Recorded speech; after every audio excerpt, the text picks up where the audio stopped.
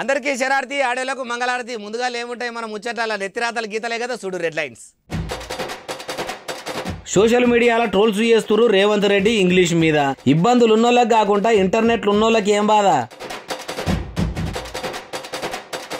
అన్ని శాఖల ఆఫీసర్లతోని సచివాలయంలో మీటింగ్ పెట్టి ఎట్లా చేయాలనో ఇషారా చేసిండు ఉప ముఖ్యమంత్రి బట్టి.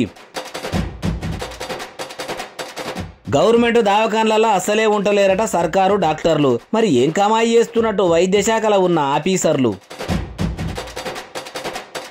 మేడారంలో మొక్కప్ప చెప్ప వచ్చింది మంత్రి కొండా సురేఖక్క. పువ్వుల గుత్తి ఇచ్చి ఎదుర్కొన్నది మహిళా మంత్రి సీతక్క.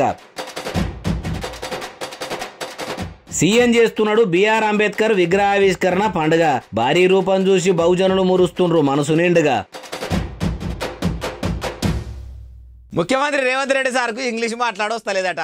ఒక్కటి అడిగితే ఇంకొక ముచ్చట చెప్తున్నాడట. మరి సార్కు రాక తిప్పలు పడుతుండా, బట్లర్ ఇంగ్లీష్ భాష మాట్లాడుతుండా, బల్మీటికి గుంజుకొస్తుండా ఏమో పోన్రి.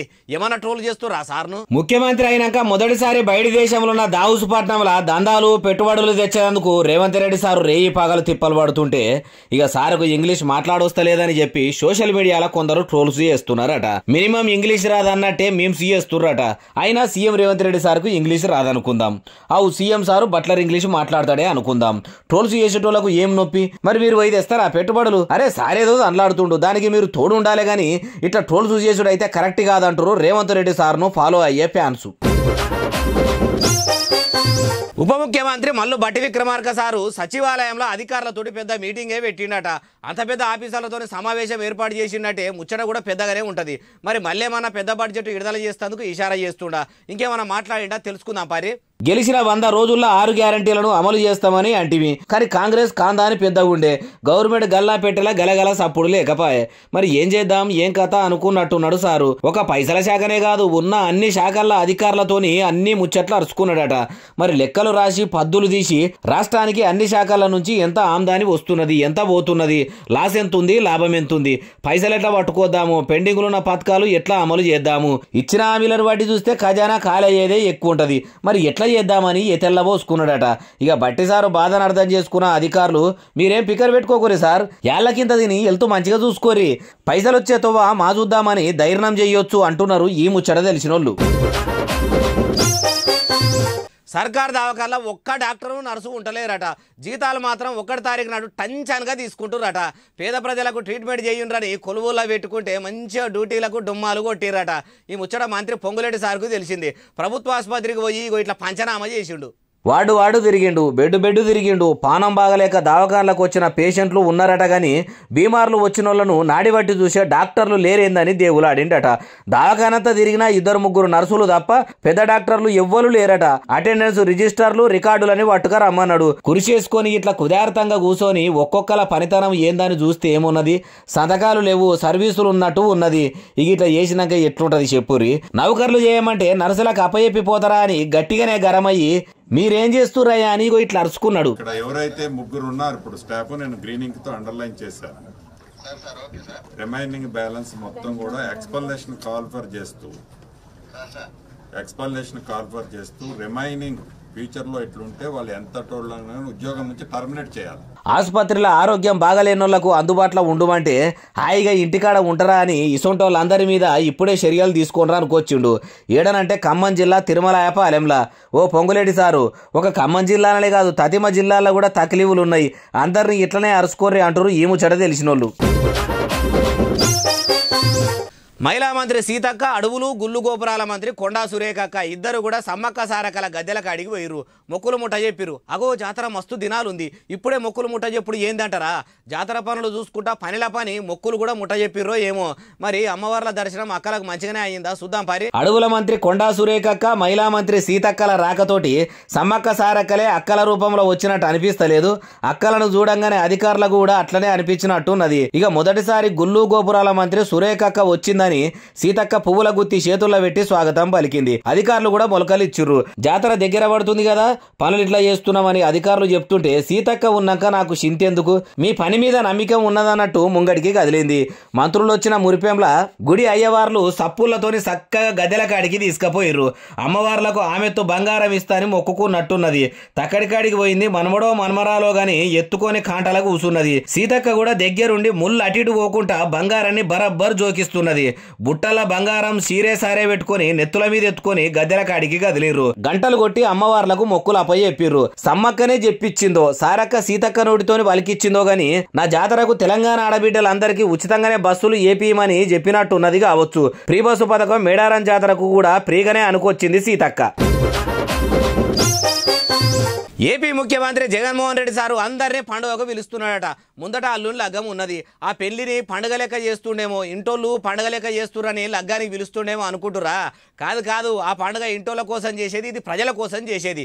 ఏంటంటే మీరే చూడుర్రి. పండుగని చెప్పి బాబాసాహెబ్ అంబేద్కర్ సారు భారీ విగ్రహాన్ని చూపెడుతున్నవి ఏంది అంటే, అవు మరి పేదోళ్ల తలరాత రాజ్యాంగ నిర్మాత అంబేద్కర్ సారు పండుగనే. మతాలు కులాలతోని కాకుండా మనిషిని మనిషిగా చూసే హక్కులు కల్పించిన ఆ మహనీయుని పండుగనే ఏపీల సర్కారు చేస్తున్నది. ఒకటి కాదు రెండు కాదు, ఏకంగా 125 అడుగుల పొడుగుండే విగ్రహం ఇది. ఏం తక్కువ 400 కోట్లు ఖర్చు పెట్టి మరి ఇగో ఇంత మంచిగా తయారు చేయించిరట. ఇక ఈ పండుగకు అందరు రావాలని సీఎం సారే ఖుద్దు చెప్పుకొచ్చిండు కాబట్టి అందరు పోయి అంత పెద్ద అంబేద్కర్ సార్ విగ్రహావిష్కరణ ప్రోగ్రామ్ కు హాజరుపడి అంబేద్కర్ ఆశయాలు ఆచరించేందుకు ఒట్టుదీని రాండ్రి.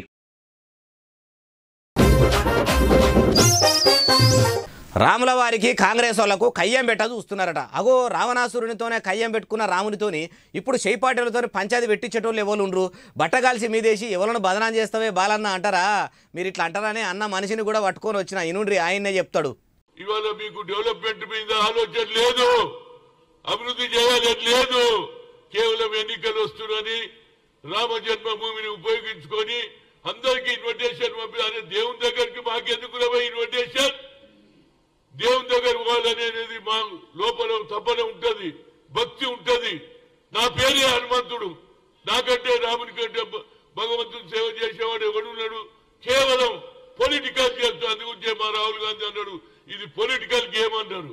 త్రేతాయుగంలో ధర్మాన్ని 4 పాదాల మీద నడిపించిన రాముల వారికి కలియుగంలో కాంగ్రెస్ పాలనల కడుపేదల కోసం తండ్లాడుతున్నామని చెప్పుకునే షై పార్టీలకు కయ్యం పెట్టుడేంది? రాముడు మీ బీజేపీలకు ఒకరికే దేవుడు కాదు, మాకు కూడా దేవుడే. మాకు దేవుడు అంటే ఇష్టమే. నా పేరు చూస్తే మీకు అర్థమైతలేదా? మా నాయనకు రామబంటు అంటే ఎంత ఇష్టం కాకపోతే హనుమంతు అని నాకు పేరు పెడతాడు. కెలిగిచ్చి కయ్యం పెట్టుకొని రాముల వారిని ముంగటేసుకుంటారా? ఇది మీకు ఎట్లా న్యాయం అవుతుందో, ఎట్లా జయమవుతుందో? ఇదేనా పూ పార్టీ పద్ధతి? మీరెన్ని పంచాదులు పెట్టించినా మా మీద ఎక్కిచ్చి చెప్పినా ఎవ్వరు నమ్మరు. మా పటార పబ్లిక్ ల మస్తుందా అనుకొచ్చిండు. ఇక దేవుళ్ళంటే భక్తి ఉన్నది కాబట్టి అయోధ్యకు ఓవుడు కుదరకు ఉండొచ్చు. కాబట్టి మన రాష్ట్రంలో ఉన్న గుళ్ళల లేని దగ్గరలా సౌలతులు చక్కగా చేసి ప్రజల మనసు గెలుచుకున్న మీ కాంగ్రెస్ వాళ్ళు దేవుళ్ళ మనసు కూడా గెలిచేటట్టు చేసుకోండి అంటురు గుడుల కాడ తక్లీఫ్లు ఎదుర్కొంటున్న భక్తులు. మళ్ళీ ముఖ్యమంత్రి రేవంత్ రెడ్డి సార్ చెప్పినట్టే ఈ నెలాఖరు వరకల్లా ఎమ్మెల్సీ అభ్యర్థులు ఎవరో చెప్పేస్తాం అన్నాడు కదా, అన్నట్టే అభ్యర్థులను అధిష్టానం డిసైడ్ చేసేసింది. ఇంతకు ఎంతమంది ఎవరు వాళ్ళు సార్ చెప్పిన వాళ్ళకే ఇచ్చిరా, మరి వేరేటోళ్ళకి ఇచ్చిరా, ఆశపడ్డోళ్ళు ఏమన్నా అలిగిర్రా? అన్ని ముచ్చట్లు అరుచుకుందాం పారి. ఖుద్దు సీఎం రేవంత్ రెడ్డి సారే స్వయంగా కోదండరాం సార్ను ఎమ్మెల్సీ కొలువులా కూసోబెడతామని చెప్పిండు గాని కోదండం సార్కు కూడా ఎమ్మెల్సీ పదవి రాకపోయా. అయితే అధిష్టానం అయితే 2 పేర్లను ఖరారు చేస్తున్నట్టు కాగితం అయితే పంపింది. ఇక బల్మూరు వెంకటు, మహేష్ గౌడ్ అనే 2 కాంగ్రెస్ లీడర్లకు కట్టబెట్టాలనుకుందట.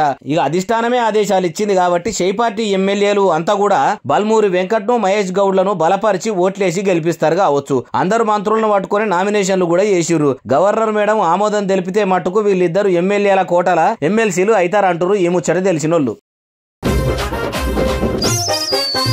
తెలంగాణ పువ్వు పార్టీ పెబ్బ కేంద్ర సహాయ మంత్రి కిషన్ రెడ్డి సారు హనుమాన్ సినిమేషకాడు తేజ సజ్జాకు భుజాల నిండా శాల్వ గప్పి సన్మానం చేసిండట. సినిమా యాక్టర్ల ఎవ్వలకు కూడా చేయక ఒక తేజాకే ఎందుకు చేసిందంటే ముచ్చట మంచిగానే ఉంటుంది, చూసుకుంటా ఇంటనే అస్సలు ఉంటుంది నుర్రి.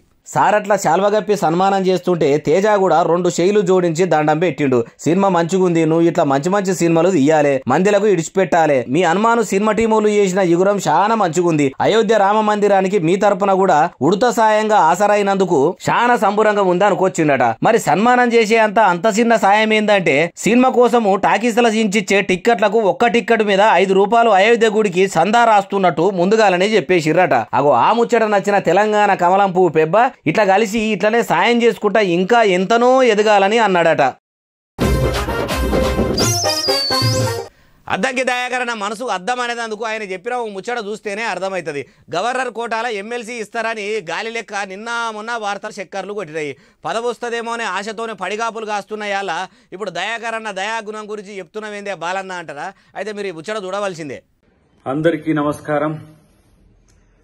ఎమ్మెల్యే ఎమ్మెల్సీ అంశంలో పార్టీ తీసుకున్న నిర్ణయం పట్ల చాలా మంది నా అభిమానులకు తర్వాత పార్టీ అభిమానులకు కొంత ఇబ్బందికరమైన పరిస్థితి వచ్చి ఉంటుంది. బట్ పార్టీ కొరకు మనం సహనంతో ఉందాం. పార్టీ నన్ను ఇంకా మరింత మంచి పొజిషన్ కొరకు ఆలోచిస్తుండొచ్చు.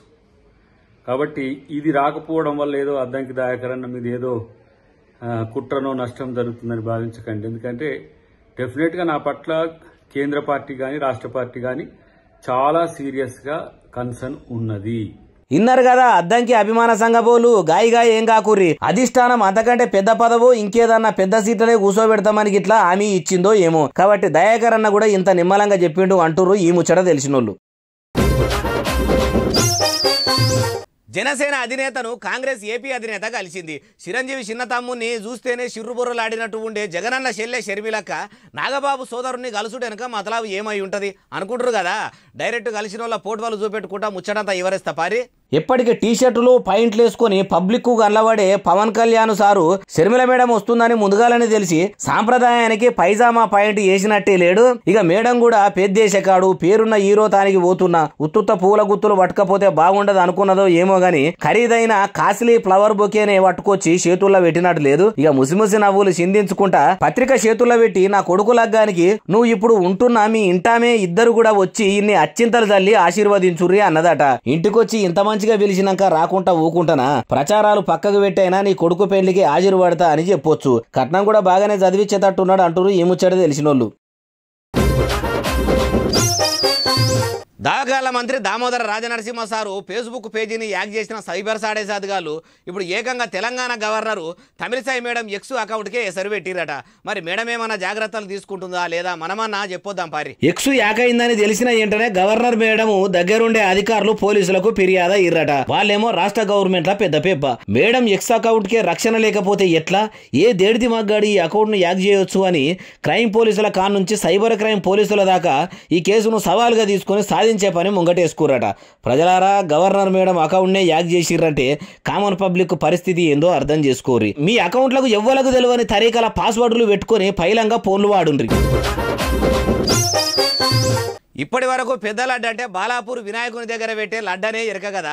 కానీ దాని అమ్మమ్మ జేజమ్మ తాతమ్మలను తలదన్నే చాలా పెద్ద లడ్డూను హైదరాబాద్లో తయారు చేసిర్రట. సౌతి పండుగ చాలా దినాలు ఉంది, ఇప్పుడు ఎందుకు అంత పెద్ద లడ్డూను చేస్తున్నారు అనుకుంటారు కదా. అయితే ఎప్పుడు కాదు లడ్డు చూపెట్టుకుంటా ముచ్చట చెప్తా పారి. హైదరాబాద్లో ఉన్న బూందీనంతా పట్టుకొచ్చి అయోధ్యకు పంపే రాములవారి లడ్డును చేసినట్టు లేదు. ఒకటా రెండా ఏకంగా 1265 కిలోల వదనం ఉన్నదంటే దగ్గర దగ్గర టన్నున్నర లడ్డు. అలా చక్కెర, కిస్మిసులు, బాదాం పప్పులు, జీడిపప్పులు, నెయ్యి, యాలకులు, పచ్చకర్పూరము, కుంకుమ పువ్వు ఎన్ని కింటాలు కలిపిర్రో గాని తయారైనాక ఇట్లా చిన్న గుండు లెక్క అయింది. అబ్బబ్బబ్బబ్బా ఎంత మంచిగా అలంకరించిరు చూడు. వాకిట్లా కదా ముగ్గేసినట్టే లడ్డు మీద కూడా చుట్టూ జీడిపప్పు బాదాం పప్పులతోటి డిజైన్లు దించిర్రు. ఇక నడమల పెద్ద అక్షరాలతో జై శ్రీరామ్ అని మంచిగానే రాసిండ్రు గాని రాసిందేదో తెలుగులో రాస్తే అయిపోవు. కానీ ఆ రాసినోళ్లకు తెలుగు వస్తుందో రాదో అన్నట్టు ఇంకో 4 బుడ్డలడ్లను చేసి బుద్ధిగా ప్యాకింగ్ చేసిర్రు. ఎటు కాకుండా 1265 కిలోలు ఎందుకు చేసిర్రంటే అయోధ్యల భూమికి ముహూర్తం సాగిన నుంచి గుడి కట్టి రాములవారి విగ్రహం పెట్టే వరకు 1265 రోజులు నిండుకుంటున్నాయట. అందుకే అంత పెద్ద లడ్డు చేసినామని చెప్పిర్రు సికింద్రాబాద్ లా తయారు చేసిన వాళ్ళు. ఇగో ఇవి నేను తెచ్చిన ముచ్చట ఎట్టున్నాయి అస్సలు ఉన్నాయిలే. మళ్ళా తెస్తారే ఉంటా, మీరు మాత్రం చూస్తూనే ఉండాలి. బాగానే చూస్తారు సోషల్ మీడియాలో. ఉంట మరి సెలవు, శనార్థి, దండం, పబ్బతి ఇంకేమైనా ఉంటే అన్ని కూడా.